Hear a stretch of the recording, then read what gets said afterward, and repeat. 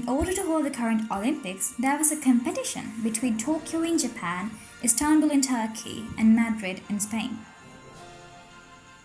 At the end, it narrows down to Japan and Turkey. Most people around the globe entrusted Japan with the Olympics because of their more advanced strategies and new technology. But even when Japan is trying its hardest to hold the Olympics, it's still pending because of the COVID-19 pandemic which has engulfed the world. If this is not to be held, it will be the second time Japan had failed to organize the Olympics, the first time being when they had failed to custom it in 1940.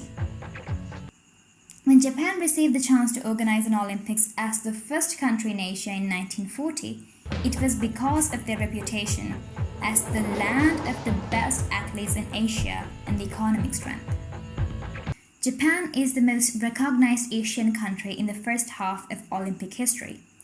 The first Asian to ever receive a medal in Olympics is Ichiro Kumagai, who was a Japanese. That in 1924 for tennis. In the same Olympics, he wins a silver medal for men's doubles in tennis alongside his partner Seiichiro Kashio. The first Asian to win a gold medal was also Japanese. He was Mikio Oda, who managed to win the 1928 event of triple jump. When they received the 5th place on the medal list in 1932, they further proved to be the best in Asia for sports. In the Olympics, Yoshioka Surota, who won the 2nd gold medal for Japan for swimming in 1928, managed to win 3 gold medals in swimming events on behalf of his country. In 1936, with a total of 6 gold medals, Japan ranked 8th place in the Olympics. These were the causes which led to permit Japan to organize 1940 Olympics. It was essential for Japan to place a higher standard as a country with rich economy, as well as ports within Asia, to be granted this permission. But Japan had 2 purposes: to glorify its homeland by holding the Olympics to coincide with the 2600th anniversary of the founding of the Japanese Empire by Emperor Jimmu in 660 BC. After Japan's interest in sports waned and World War I became its #1 priority, and then they started to get involved with the war, they left not only its good reputation but also a great curse on the people of Hiroshima and Nagasaki.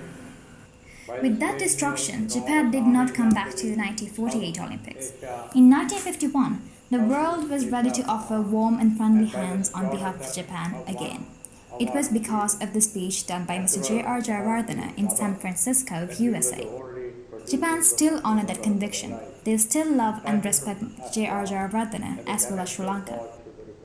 Returning to the Olympics in 1952, Japan became the first country in Asia to host the 1964 Olympics, demonstrating their confidence and commitment.